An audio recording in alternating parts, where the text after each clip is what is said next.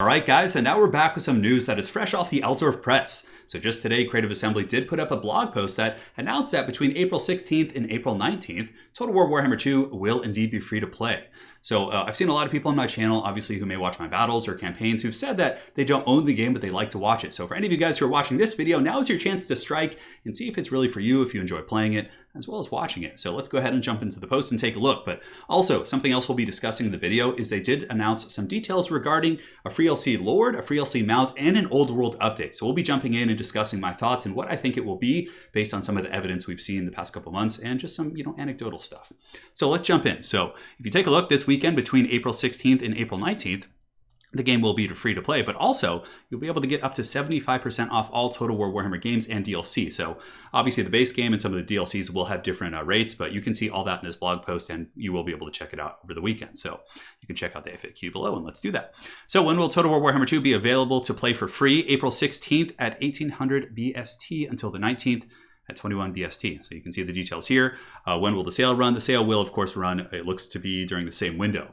Where can I find all the Total War Warhammer games that are on sale? You can find the details here or here. And also for anyone watching, I'll drop a link to this and you guys will be able to read all this for yourselves. But essentially, it's going to be a free weekend. Should be quite a bit of fun. And now let us go ahead and take a look at the juicy stuff, which you're all really waiting for. So let's go ahead and jump over to the Warhammer FLC. So we're going to scroll back here and go ahead and play this bad boy. There's no sound. And this, of course, was uploaded as an unlisted video to Creative Assembly's channel. Which essentially is what you do when you want to put something on a website without publishing it on your main source. So you can see these are the old FLCs, and you can see the Old World update for the dwarves is right there. And as we get to the next page, you're going to be seeing the vampire counts, which came with the bloodlines and all that sort of good stuff. Got a big old thick croak down there. Now there's Bretonnian Empire. So more or less, we've kind of seen the Old World factions that have gotten updates. And here you can see the new one. So we have an Old World update. We also have a Total War Access mount, and then also a Legendary Lord. So very, very exciting stuff. So my thoughts, we've seen Empire, we've seen Dwarves, we've seen Counts. Now, what does this mean? What is going to be the direction? In my opinion, if we look at some of the Old World factions, the ones that are really kind of, have been left in the shadows for quite some time, I feel very archaic and outdated. I would say the Wood Elves are probably one of the biggest contenders. Their Amber mechanic is very, very clunky, and I think it's something that needs a rework. It's one of the biggest limiting factors. And as a matter of fact, a lot of people who play Wood Elf campaigns simply just mod out, get a mod to get rid of the Amber mechanic, and that really makes the campaign functional.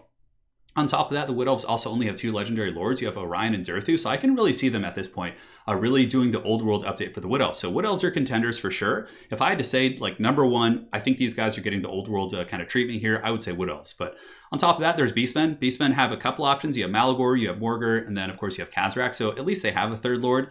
And Beastmen, I don't know. I can see Beastmen. But same with Wood Elves, getting, and it's not going to be greenskins. So greenskins, we did see, of course, in that stream that there was a bit of they said, oh, Grimgor's not going to be he's going to be the best soon. So I'm very, and I think a lot of people have been speculating that it will be greenskins next. So I would probably wager that. So I'm going to be kind of excluding greenskins here. So Wood Elves, number one, I think they're the biggest candidate for the Old World FLC update, just like the Empire treatment and the Bretonnia treatment and the Dwarf and all that kind of good stuff. Beastmen, maybe. I mean, the Horde mechanics, both Beastmen and Chaos, certainly feel very outdated. Norske is another one that hasn't gotten a full update, but playing the Norske campaign, I really feel like it's pretty engaging and very fun still. I really like the mechanics of pledging your allegiance to the different Chaos gods, and I don't think Norske is in as much of a dire need as an update as Wood Elves or Beastmen. And now the other one, of course, is Chaos.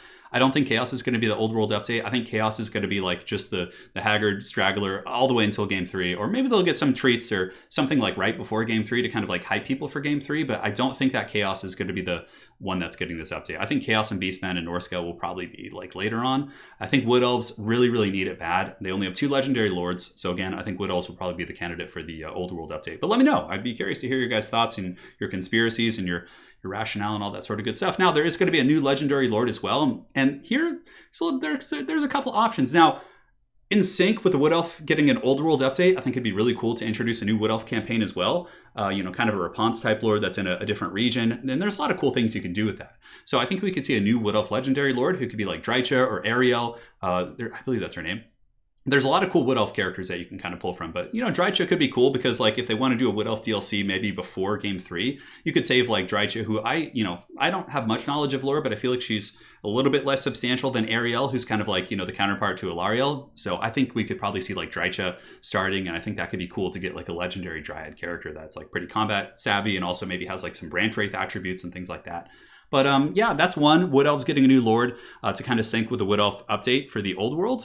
On top of that, Norske could be a candidate as well. Norske only has 2 legendary lords, and they could add someone like Valkia the Bloody, but I really feel like a lot of the really heavy metal chaos stuff is going to be coming closer to Game 3 to kind of sync. Like, once we know kind of Game 3 is coming, we know the time frame, I think that's when you'll see like a lot of chaos stuff.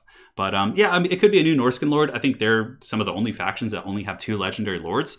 I might be blanking right now, but nonetheless, I think Wood Elves and Norse certainly could be contenders for the new Lord. And again, Valkia the Bloody, Ariel, I think it would be someone like Drycha. And yeah, I don't think Chaos has, you know, a couple options, but I think, again, Chaos stuff will either come in Game 3 or it'll come at the very tail end of Game 2 to like hype its way into Game 3. I'm talking like the last DLC before Game 3. I would speculate would be Chaos. But yeah, guys, that's pretty much it. There's a new mount as well, and really, I don't have too much speculation about this. It could be any number of things, but if you guys have any feedback, many of you guys know the lore better and have kind of been following the narrative of all this a little bit better than I have. So if you guys have any opinions on what you think the new mount would be that will be with Total War Access, please let me know in the comment section below. So again, just to kind of summarize our thoughts on today's video, I think we've seen Empire Dwarves, Counts, and Bretonnia. I think for the Old World update, I would speculate, just kind of a wild speculation, tinfoil hat, that Wood Elves will get it. Beastmen maybe in like a second place. I think it'll be either Wood Elves or Beastmen. They're both so like Shadow Realms and just kind of neglected. I think those boys definitely need it. For the new Lord, I think it would be kind of cool to see a Wood Elf Lord. I think seeing a Drycha type character, or if they just want to go balls deep and bring in Ariel or someone even, you know, I don't know, maybe make a new one. That could be cool as well. But those are just my thoughts. All right, guys, hopefully you enjoyed the video. Make sure if you guys don't have the game and you want to give it a try, now is a good chance. I know there's a lot of new people on the channel for Bannerlord, and here's your chance to try out Total War Warhammer 2. Definitely an awesome game. So give it a whirl, guys. Let me know your thoughts about the conspiracies. Do you think it's going to be a Wood Elf Old World update, Beastmen Norske, maybe a wild chaos conspiracy theory here and there? Let me know, guys. All right. Thank you so much for watching. Hopefully you enjoyed. We'll see you guys around soon. Cheers.